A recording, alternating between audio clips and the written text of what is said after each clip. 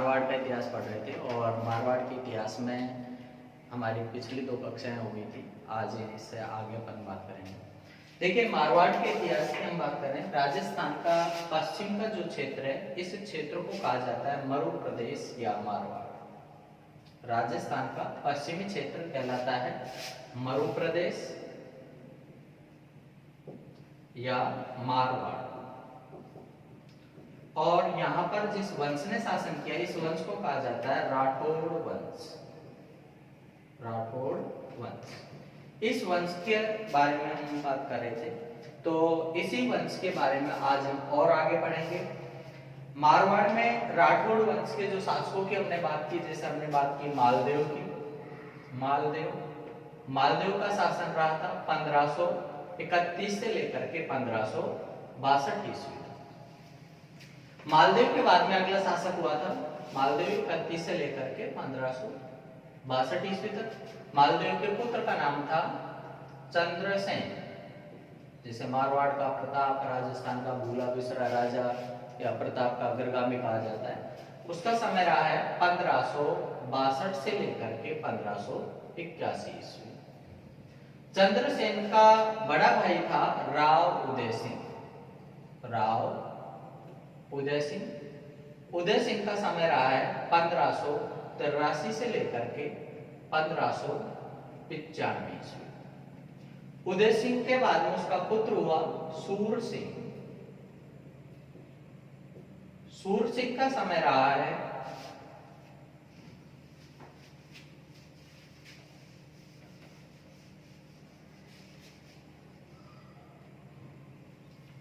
1595 ईस्वी से लेकर के 1619 ईस्वी तक। सूर सिंह के पुत्र का नाम था गज सिंह। गज सिंह का समय रहा है 1619 से लेकर के 1638 ईस्वी। गज सिंह के पुत्र का नाम था जसवंत सिंह, महाराजा जसवंत सिंह। जसवंत सिंह का समय रहा है 1638 से लेकर के 1678 ईस्वी। जसवंत सिंह के पुत्र का नाम था अजीत सिंह। अजीत सिंह के बाद में अगला जो प्रमुख शासक है यहाँ पर, तो वो एक तो था इनका पुत्र अभय सिंह, और उसके बाद में प्रमुख शासकों की हम बात करें तो एक था मान सिंह, और उसके बाद में एक हुआ है अपने तख्त सिंह, और लास्ट में एक हुआ है हनुमंत सिंह, जिसे हनूत सिंह भी कहा जाता है। हनूत सिंह, ये अपने प्रमुख शासक हैं। मालदेव के बाद में अगला शासक चंद्रसेन के बाद में रहा उदय सिंह, सूर सिंह, गज सिंह, इस क्रम में। तो हमने पिछले वीडियो में बात कर ली थी चंद्रसेन की। 1581 ईस्वी में सोजत के जंगलों में चंद्रसेन की मृत्यु हो गई थी। वहीं पर चंद्रसेन की छतरी बनी हुई है। चंद्रसेन के बड़े भाई का नाम था राव उदय सिंह। राव उदय सिंह था, मतलब मालदेव का ही बड़ा पुत्र था राव उदय सिंह।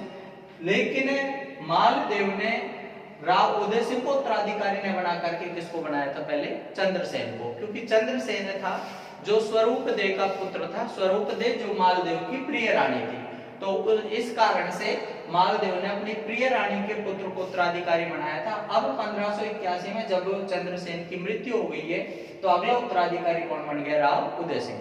उदय सिंह को उत्तराधिकारी बनाया 1583 में। हम बात कर रहे हैं कहाँ की? मारवाड़ की। मारवाड़ में 1583 ईस्वी में उत्तराधिकारी कौन बना? उदय सिंह। क्यों नहीं बन पाया? 2 साल तक ये खालसा रही है। मारवाड़ क्या रहा है? खालसा। खालसा कैसे रहा कि जब चंद्रसेन में मारवाड़ का उत्तराधिकारी था, तो चंद्रसेन का भाई जो था राव उदय सिंह, ये अकबर की सेवा में चला गया था। चूंकि इसको यहाँ राज्य प्राप्ति नहीं हुई, अकबर की सेवा में चला गया, अकबर की सेवा में रहा। जब 1581 ईस्वी में चंद्रसेन की मृत्यु हो गई, तो अकबर ने मारवाड़ को खालसा घोषित कर दिया। खालसा घोषित करने का मतलब यह है कि यहाँ पर अभी कोई उत्तराधिकारी बनने की स्थिति नहीं है।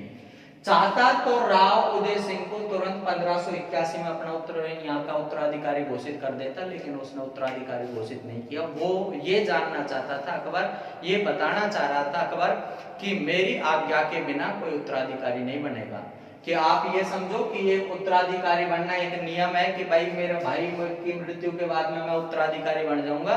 तो वही बात है कि जैसे एक स्त्री थी, वो इशारा कर रही थी इस तरह से, तो जब स्त्री इशारा कर रही थी, वो आदमी बेचारा आ गया, उसने पूछा भाई क्या काम है, कि कुछ भी नहीं, मैं मेरी आंवले की दम देख रही थी, इसमें कितने दम है।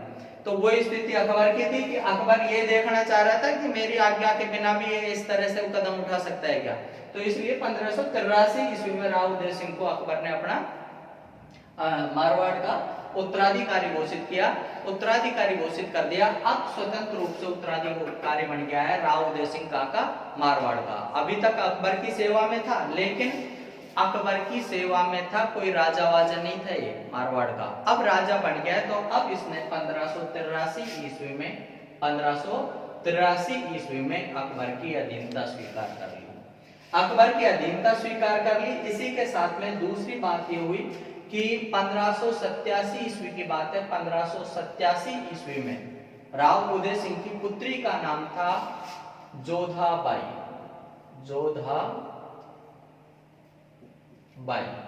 इस जोधाबाई को कहा जाता है जगत गोसाई। इस जोधाबाई या जगत गोसाई का विवाह राव उदय सिंह ने अकबर के पुत्र सलीम के साथ कर दिया, मतलब जहांगीर के साथ में कर दिया। और उससे जो पुत्र हुआ था उसी का नाम था खुर्रम। हम थोड़ा सा मुगल साम्राज्य है उसकी तरफ देखें, दिल्ली का। देखिए अकबर है दिल्ली का शासक है। अकबर का समय रहा है 1556 से लेकर के 1605। अकबर के पुत्र का नाम था जहांगीर का समय रहा है 1605 से लेकर के 1627। जहांगीर के पुत्र का नाम था शाहजहां का समय रहा है 1628 से लेकर के 1658। शाहजहां के पुत्र का नाम था औरंगजेब का समय रहा है 1658 से लेकर के 1707। तो इस समय दिल्ली का शासक कौन है? 1556 से 1605 तक अकबर के पुत्र का नाम है जहांगीर। सलीम था जो जहांगीर के नाम से शासक बना है। तो ये जो जहांगीर है, जहांगीर के साथ में उदय सिंह ने अपनी पुत्री का विवाह कर दिया। किसका? जोधाबाई का। और इससे जो पुत्र हुआ था जोधाबाई से, उसी का नाम था खुर्रम, जो शाहजहां के नाम से फिर दिल्ली का शासक बना। थोड़ा सा एक बात और ध्यान रखना, एक आमेर की राजकुमारी है, उसके साथ में भी जहांगीर का विवाह हुआ था। उसका नाम था मानबाई या निस्सा। और उससे जो पुत्र हुआ था उसका नाम था खुसरो। वो तो खुसरो तो ऐसे ही खुश रहा। शासक कौन बना था अपने? खुर्रम। मतलब ये जोधपुर वाली अपनी बुआ है, इसका लड़का है जो उत्तराधिकारी बना शाहजहां के नाम से। तो शाहजहां है इसके ननियाल कहाँ का है? अपने जोधपुर का। दूसरी एक और हमारे मन में भ्रांति रहती कि जोधाबाई अकबर की पत्नी थी। जोधाबाई अकबर की पत्नी नहीं थी। जोधाबाई किसकी पत्नी थी? जहांगीर की। चूंकि जोधपुर की राजकुमारी थी, इस कारण से क्या कहा जाता है? जोधाबाई या जगत गोसाई। तो दो बातें हुई। उदय सिंह ने 1583 में अकबर की अधीनता स्वीकार कर ली और 1587 ईस्वी में अपनी पुत्री जोधाबाई या जगत गोसाई का विवाह है अकबर के पुत्र जहांगीर के साथ कर दिया। और इससे जो पुत्र हुआ था उसका नाम था खुर्रम, जो शाहजहां के नाम से दिल्ली का शासक बना। मतलब मुगलों की अधीनता स्वीकार करने वाला और मुगलों के साथ वैवाहिक संबंध स्थापित करने वाला मारवाड़ का पहला शासक कौन हुआ था? राव उदय सिंह। इसी के साथ अगली बात है, राव उदय सिंह था। इस राव उदय सिंह ने ही एक हमारे लोक देवता है मल्लीनाथ जी के नाम पर 1592 में मल्लीनाथ परसु मेले का आयोजन प्रारंभ करवाया। मल्लीनाथ जी के नाम पर एक क्षेत्र का नाम पड़ा है मालानी प्रदेश। इन्होंने खिराज करने देने के लिए फिरोज शाह तुगलक से युद्ध किया था। तो ये एक लोक देवता के रूप में पूजे जाते हैं मारवाड़ के क्षेत्र में। तो इनके द्वारा मल्लीनाथ पशु मेला प्रारंभ करवाया गया था। किनके समय में? राव उदय सिंह। उदय सिंह की 1595 ईस्वी में लाहौर में मृत्यु हुई। 1595 मृत्यु हुई थी। उस समय अंत्येष्टि में अकबर भी नाव में बैठ करके लाहौर गया था। लाहौर विशेषतः इस कारण से गया था, ये देखने के लिए कि राजपूतों में रानियां किस तरह से अपने पति के साथ में सती व्रत धारण कर लेती हैं, चिता में बैठ जाती हैं। कि एक हम सामान्य से बात कह देते हैं कि भाई जौहर धारण कर लिया, सती हो गई। वास्तव में हम अपने हृदय में इस बात को रख करके विचार करें कि कोई स्त्री जलती हुई अग्नि के ऊपर अपने आप को समर्पित कर दे। तो अकबर भी ये देखना चाहता था, क्योंकि मुगलों में ऐसा ये परंपराएं प्रचलित नहीं थी सती प्रथा की, राजपूतों में थी। तो अकबर इस बात को देखने के लिए नाव में बैठ करके लाहौर गया था। किसके समय में? उदय सिंह के समय में। उदय सिंह की मृत्यु के उपरांत उत्तराधिकारी बनाया सूर सिंह। सूर सिंह अकबर के समय में उत्तराधिकारी बन गया था। अकबर ने इसको सवाई राजा की उपाधि दी थी। किसकी उपाधि दी? सवाई राजा की उपाधि से विभूषित किया। सूर सिंह के ही पुत्र का नाम था गज सिंह। गज सिंह को जहांगीर ने दल थंभन की उपाधि, मतलब फौजों को रोकने वाला की उपाधि से विभूषित किया था। गज सिंह के पुत्र का नाम था जसवंत सिंह, जिसको शाहजहां ने महाराजा की उपाधि दी थी। महाराजा की उपाधि दी थी। तीनों को क्रम से याद रख लेना।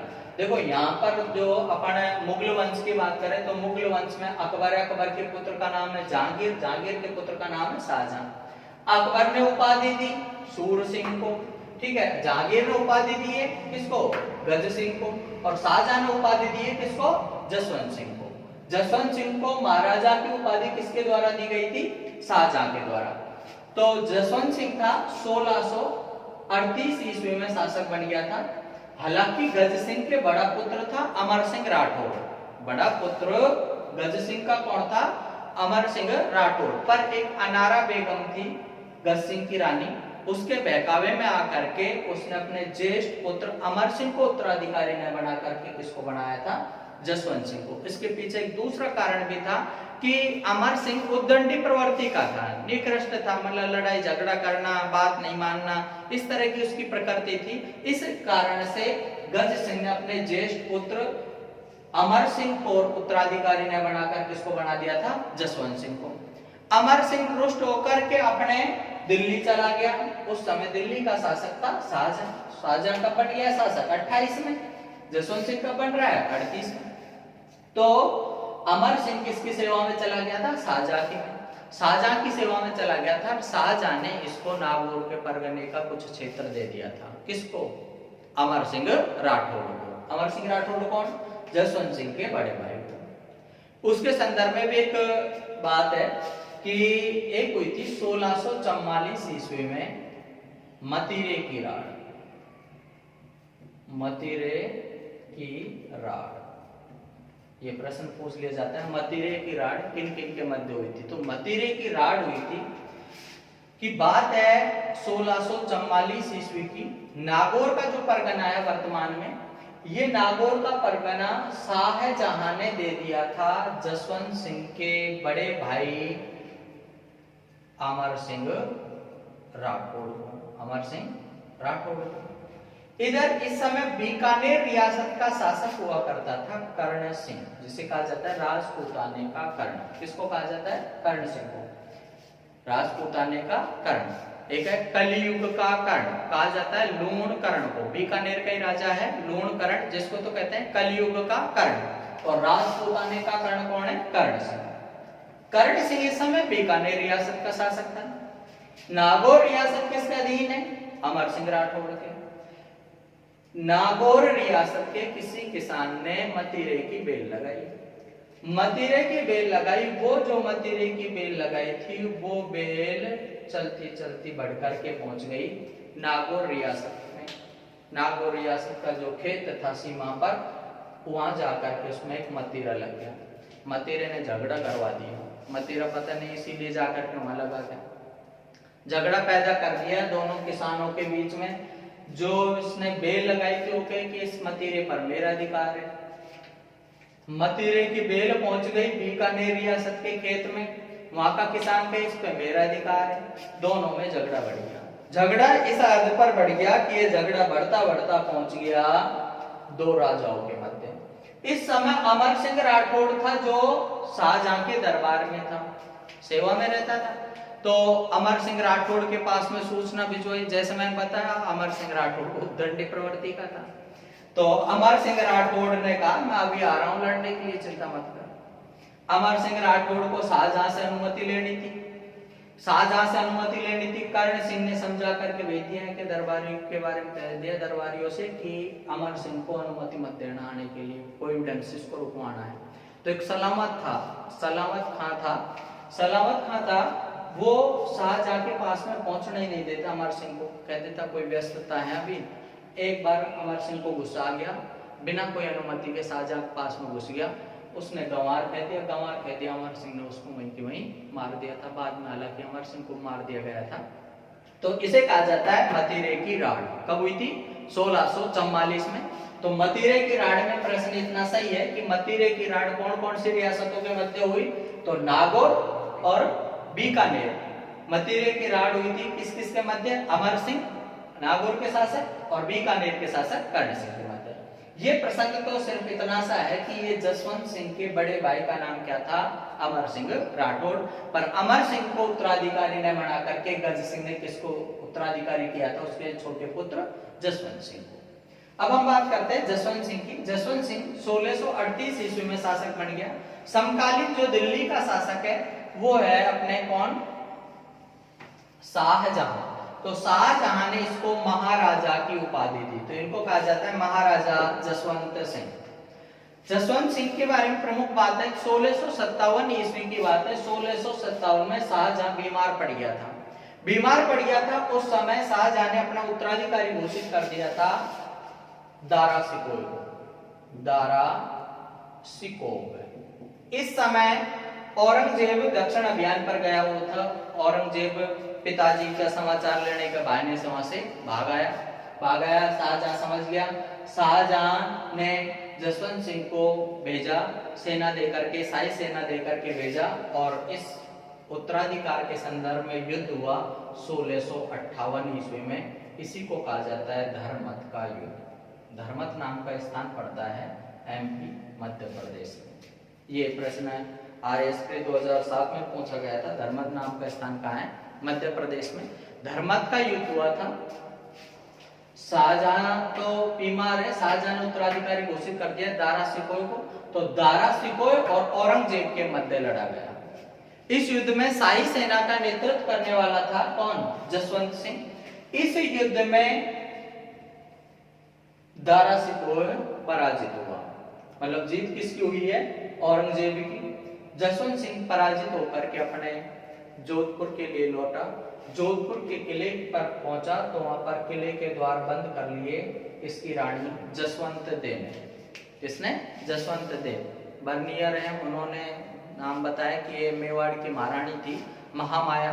इसको लेकर के थोड़ी सी अपवाद हैं, दोनों का ही नाम मिलता है, महामाया भी मिलता है और जसवंत देवी। कुल मिलाकर के रानी थी। रानी ने किले के द्वार खोलने से मना कर दिया। रानी ने कह दिया कि राजपूत है या तो वीर गति को प्राप्त हो जाते हैं या विजय होकर के लौटते हैं, पराजित होकर के नहीं लौटते, इसलिए तुम राजपूत हो ही नहीं सकते और तुम मेरे पति भी नहीं हो सकते। उसके बाद में जसवंत सिंह ने बताया कि मैं अभी पुनः जाऊंगा युद्ध के लिए, अस्त्र शस्त्र भूलाया कम पड़ गए थे तो उनको लेने के लिए आया हूँ।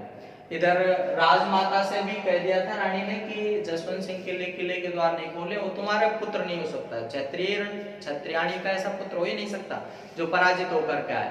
तो बड़े समझा बुझा करके फिर किले के द्वार खुलवाए गए। जसवंत सिंह को भोजन भी परोसा गया। तो उस समय लकड़ी के जो पात्र थे उनमें भोजन परोसा गया। जसवंत सिंह ने कहा क्यों बेइज्जती कर रहे हो, सोने के पात्रों में जो भोजन आया करता था लकड़ी के पात्रों में दे रही हो। रानी ने कहा मुझे डर लग रहा है, तुम कहीं डर नहीं जाओ क्योंकि चांदी सोने के पात्रों में तुमको भोजन दिया, उनकी आवाज आएगी और आवाज के कारण से तुम कहीं भयभीत हो जाओ कि कहीं रणभूमि में तो नहीं आ गया। तो कुल मिलाकर के जसवंत सिंह ने प्रण ले लिया था कि मैं पुनः प्रयास करूंगा युद्ध के लिए और बाद में जाकर के इसने लड़ाई लड़ी भी थी। 1658 ईस्वी में प्रमुख युद्ध रहा है इनका धर्मत का युद्ध। इसके अलावा जसवंत सिंह के बारे में जो प्रमुख बात है, जसवंत सिंह ने एक भाषा भूषण नाम के ग्रंथ की रचना की थी। संस्कृत भाषा का व्याकरणिक संबंधित ग्रंथ है भाषा भूषण। भाषा भूषण नाम के ग्रंथ की रचना की।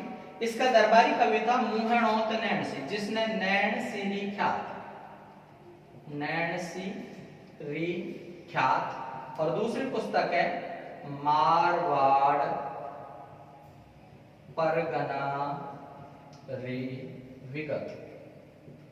दो प्रमुख पुस्तकें हैं, नैणसीरी ख्यात और मारवाड़ परगनारी विगत। ग्रंथों के रचयिता कौन है? मुहणोत नैणसी। ये जो नैणसीरी ख्यात है ऐतिहासिक दृष्टि से सबसे विश्वसनीय ख्यात मानी जाती है। किसका दरबारी कवि था? नैणसी, जसवंत सिंह का। नैणसीरी ख्यात ऐतिहासिक दृष्टि से सबसे विश्वसनीय ख्यात मानी जाती है। देखिए राजस्थान इतिहास के संदर्भ में जो हमको जानकारी मिलती है, ख्यात, रासो, बात, वचनिका, इनके माध्यम से जानकारी मिलती है। ऐतिहासिक दृष्टि से पहला जो कोई ग्रंथ लिखा गया था तो वो था analysis and antiquities of Rajasthan. उससे पहले कोई जो चारण भाट कवि जो राजा के आश्रय में रहते थे वो रचना लिखते, और उन्हीं का आकलन करके हम इतिहास के संदर्भ में जान पाते हैं। तो ये जो है नैणसी, ये अपने सच्चाई को लिखता, और इसी कारण से प्रताड़ित हुआ। कहा जाता है एक बार कि जसवंत सिंह के साथ में कहीं अभियान पर गया था, जब वहां से लौट करके आ रहा था तो जसवंत सिंह ने आते ही इसको जेल में डलवा दिया और इसको ऊपर जुर्माना रख दिया। नैणसी था, इसने दुखी होकर के अपने जेल में ही आत्महत्या कर ली थी। इस नैणसी को कहा जाता है राजपूताने का अबुल फजल। क्या कहते हैं इसको? राजपूताने का अबुल फजल। किसे कहा जाता है? मुहणोत नैणसी को। क्यों कहा जाता है राजपूताने का अबुल फजल? अबुल फजल था अकबर का दरबारी कवि। दोनों में कुछ समानताएं हैं ऐसी, जैसे वो अकबर का दरबारी कवि था तो ये अपने किसका दरबारी कवि था? जसवंत सिंह था।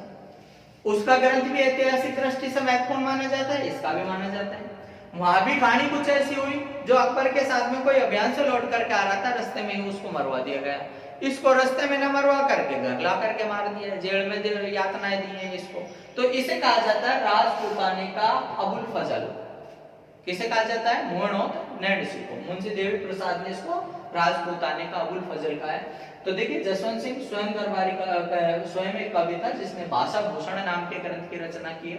इसके दरबारी कवि था मुहणोत नैणसी, जिसने नैणसीरी ख्यात और मारवाड़ परगनारी विगत नाम के ग्रंथों की रचना की।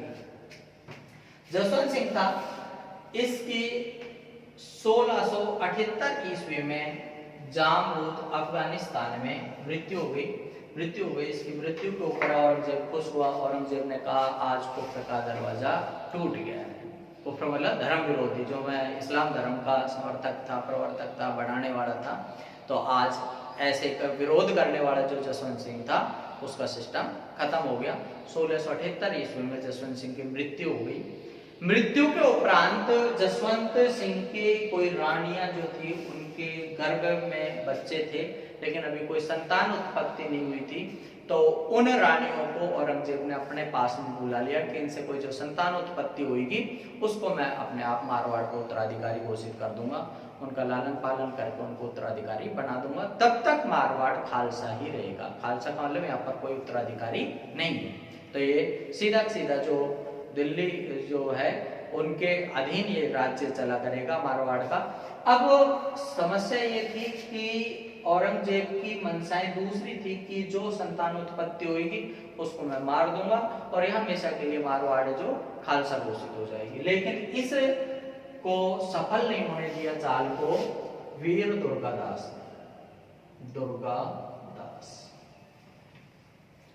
दुर्गादास का एक छोटा सा परिचय बता दूं। ये जसवंत सिंह का दास था दुर्गादास। दुर्गादास का जन्म हुआ था सलाव गांव में हुआ था 1638 ईस्वी में। जब जसवंत सिंह उत्तराधिकारी बनाया उस समय दुर्गादास का जन्म हुआ। कब? 1638 में। 1638 में जन्म हुआ था। इसके पिता का नाम था आसकर्ण, जो एक त्रुनेम नाम की जागीर थी, जाके जागीरदार थे त्रुनेर। किसी कारण से आसकर्ण का अपनी पत्नी के साथ में मनमुटाव चल रहा था। इस कारण से आसकर्ण ने अपनी पत्नी और अपने पुत्र दुर्गादास को छोड़ रखा था। तो मतलब यह है कि दुर्गादास अपनी माता, कौन, आसकर्ण की पत्नी के साथ में लूणावे गांव में रहते थे। कौन से गांव में? लूणावे। एक बार की बात है कि एक रायका था, रायका जिसको रहबारी भी कहा जाता है, ऊंट पालने वाली जाति रहती है। तो वो जो ऊंट पालने वाली जाति रहती है, रायका का कोई व्यक्ति था जो ऊंट चराता एक सरकारी जो खेत था जिसमें फसल उगी हुई थी, वहां पर ऊंट चराने लग गया। दोनों में विरोध हुआ। दुर्गादास ने मना किया, भाई सरकारी जमीन है। हो सकता है बात ज्यादा बढ़ गई होगी कि बढ़ते बढ़ते एक बार की बात है कि दो किसान थे, वो आपस में ऊंट चरा रहे थे। ऊंट चराते चराते ऐसे बात चल गई कि तू यहाँ ऊंट चरा रहा है, कल को इस खेत को मैं खरीद लूं, तो तू बता कहाँ ऊंट चराएगा। दूसरे किसान ने कह दिया यहीं चराऊंगा, तू इसमें ऊंट ला करके देगा। उस ऊंट ले आया, उसने उसका सिस्टम खत्म कर दिया। तो ऐसी कहानियां हुई। इस रहबारी या रायका था, इस रायका की कहानी खत्म कर दी किसने? दुर्गादास ने। ये केस पहुंच गया जोधपुर जसवंत सिंह के पास में। जसवंत सिंह के पास में पहुंच गया। पहले इसने अपने पिता का परिचय दिया कि मेरे पिताजी आसकर्ण है जो तुरुनेर के जागीरदार है और आपके यहाँ पर मंत्री हैं। आसकर्ण ने मना कर दिया, मेरा पुत्र नहीं है। उसके बाद में उसने दूसरी बात बताई कि साहब सच्चाई ये है, मैं आपको बताता हूँ कि वो जो था सरकारी जमीन पर ऊंट चरा रहा था और आपके किले को तो ढूंढा कह रहा था। मेहरानगढ़ का जो किला है, जोधपुर का किला है, कि वो तो ढूंढे में पड़ा रहता है और उसने कोई चारा गाय की व्यवस्था नहीं कर रखी, इसलिए मुझे क्रोध आ गया और मैंने उसको मार दिया।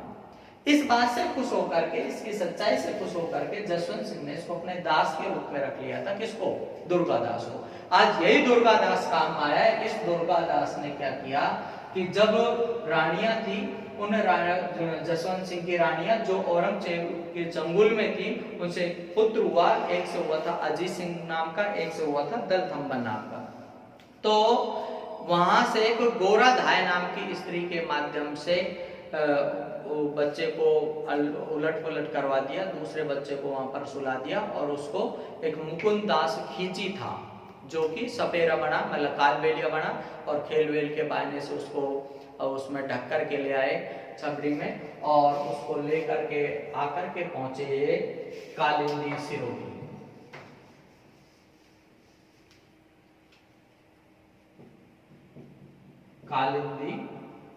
कालिंदी नाम का स्थान पड़ता है सिरोही। कालिंदी सिरोही में अजीत सिंह को बचा कर के लाए।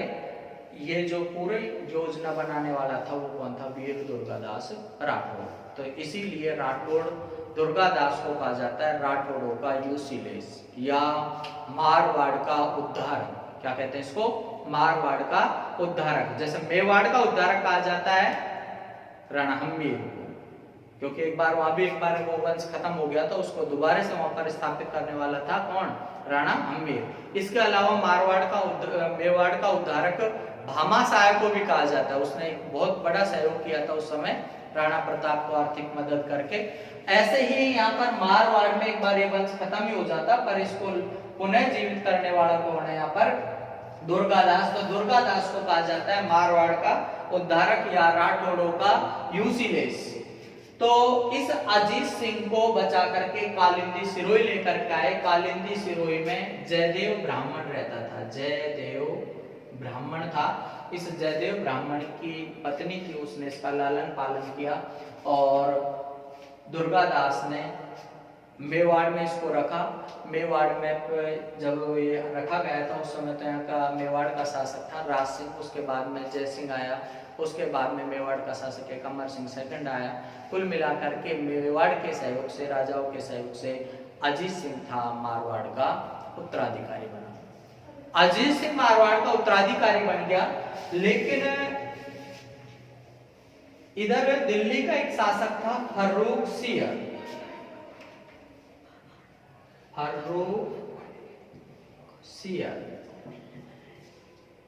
फर्रुख सियर से अजीत सिंह को अपनी पुत्री का विवाह करना पड़ा विवश होकर के। किसका? इंद्रकुंवरी। इंद्रकुंवरी अजीत सिंह था, तो अजीत सिंह ने इंद्रकुंवरी का विवाह किसके साथ कर दिया था? फर्रुखसिंह के। बाद में अजीत सिंह ने एक बहुत बड़ी कमी कर दी इसको, इसीलिए डॉक्टर गौरीशंकर हीराचंद ओझा ने कान का कच्चा कहा है। ये किसी की बात में विश्वास कर लेता था और अजीत सिंह ने बहकावे में आकर के वीर दुर्गादास राठौर, जिसने इसको बचाया, इसको मारवाड़ का उत्तराधिकारी बनाने में महत्वपूर्ण योगदान दिया, उसी की इसने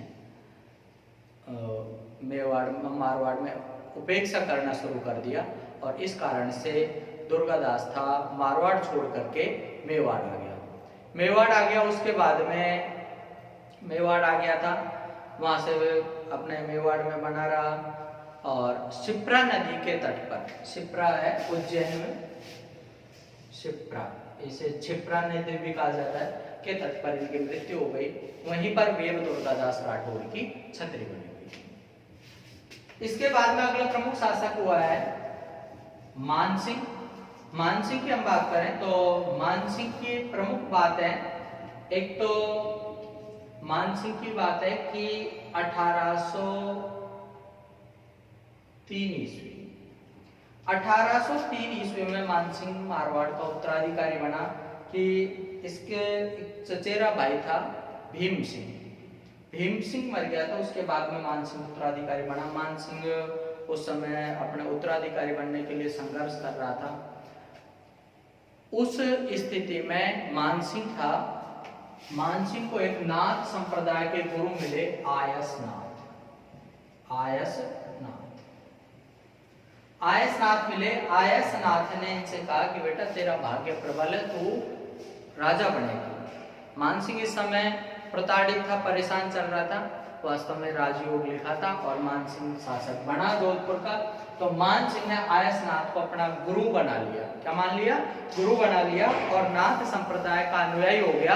और साथ में ही मानसिंह ने फिर नाथ संप्रदाय के लिए महामंदिर का निर्माण करवाया। महामंदिर है जोधपुर में, जो कि राजस्थान में नाथ संप्रदाय की प्रधान पीठ है। नाथ संप्रदाय की प्रधान पीठ कहां पर है? महामंदिर जोधपुर। महामंदिर का निर्माण किसने करवाया था? मानसिंह ने। अगली प्रमुख घटना है मानसिंह की 1807 ईस्वी की। 1807 ईस्वी की बात है, ये कृष्णा कुमारी का एक विवाद है, थोड़ा सा ध्यान दें कि मेवाड़ की हम बात करें तो यहाँ पर सिसोदिया वंश रहा है और यहाँ का कोई शासक था राणा भीम सिंह। मारवाड़ की बात करें, मारवाड़ का इस समय शासक है कौन? मानसिंह। मानसिंह से पहले यहाँ पर शासक रहा था कोई राव भीम सिंह। ये राठौड़े नाम के आगे क्या लगाते हैं? राव। ये मेवाड़ के शासक हैं। सिसोदिया ही क्या लगाते हैं नाम के आगे? राणा। इधर इस समय जयपुर का शासक था जिसका नाम था सवाई जगत सिंह। भीम सिंह की पुत्री का नाम था कृष्णा कुमारी। राणा भीम सिंह ने अपनी पुत्री कृष्णा कुमारी का विवाह तय किया था किसके साथ? राव भीम सिंह के साथ। राव भीम सिंह के साथ तय किया। राव भीम सिंह की मृत्यु हो गई तो राणा भीम सिंह ने अपनी पुत्री के विवाह का नारियल भिजवा दिया जगत सिंह के लिए। इस नारियल को बीच में ही रुकवा दिया किसने? मानसिंह ने। मानसिंह ने रुकवा दिया कि ये जो थी कृष्णा कुमारी सुंदर थी। मानसिंह ये मान करके चलता था जैसे मुझे मारवाड़ का राज्य उत्तराधिकार में मिला है ऐसे क्या मिलनी चाहिए? कृष्णा कुमारी। इस बात को लेकर के दोनों में विवाद हो गया। किस में? सवाई जगत सिंह और मान सिंह के मध्य। सवाई जगत सिंह और मान सिंह के मध्य विवाद हुआ। इसी को कहा जाता है घीगोली का युद्ध। घीगोली का युद्ध हुआ 1807 ईस्वी में। किन किन के मध्य लड़ा गया था? मारवाड़ के शासक मान सिंह, जयपुर के शासक सवाई जगत सिंह। ऐसे याद रख लेना, मैं से मारवाड़, मैं से मान सिंह, जैसे जयपुर जैसे जगत सिंह के मध्य युद्ध हुआ था। किस विवाद को लेकर के? कृष्णा कुमारी के विवाद को लेकर के। उस समय मराठे भाड़े में आते थे तो मराठे ले लिए किसने? सवाई जगत सिंह ने। ये करके मान सिंह के ऊपर आक्रमण कर दिया। मान सिंह के ऊपर घेरा डाल लिया उन्होंने। मान सिंह ने उनसे समझौता कर लिया उन्होंने वहां से घेरा उठा करके, और वो पहुंच गए वापस जयपुर पर आक्रमण करने के लिए, जयपुर को लूटपाट करने लगे।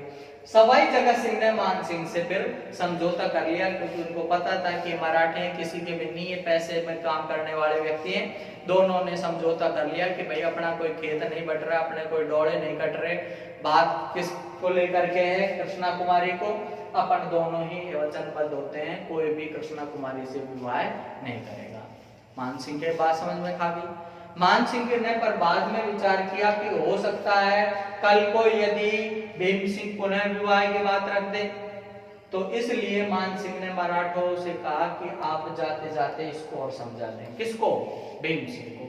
भीम सिंह को समझा दिया मराठों ने कि यदि विवाह करना है कृष्णा कुमारी का तो किसके साथ करेगा? मान सिंह के साथ, वरना इसका सिस्टम खत्म ही कर देना। तो इन परिस्थितियों में भीम सिंह ने ये कायरतापूर्वक काम किया, अपनी बेटी को जहर दे करके 1810 ईस्वी में इसको मार दिया। तो ये था कृष्णा कुमारी का विवाद। इसके बाद में हम बात करें 1818 ईस्वी में मान सिंह ने ईस्ट इंडिया कंपनी से संधि कर ली। इसके बाद में अगला प्रमुख शासक हुआ एक तख्त सिंह, जिसने 1857 की क्रांति में अंग्रेजों का साथ दिया था। और अंतिम शासक रहा है हनुमंत सिंह, जिसे हनुमत सिंह भी कहा जाता है, जोधपुर राज्य का, जोधपुर रियासत का राजा, जो पाकिस्तान में शामिल होना चाहता था। कहाँ होना चाहता था? पाकिस्तान में। पर वीपी मेनन, लॉर्ड माउंटबेटन के समझाने पर ये अपने भारत के संघ में शामिल हुआ। और उसके बाद में अपने जो 1 नवंबर ये 26 जनवरी कहें, 26 जनवरी 1950 को संविधान अपना लागू हो गया था। ठीक है, तो धीरे धीरे अपने राजशाही की समाप्ति हो गई। जय हिंद, धन्यवाद।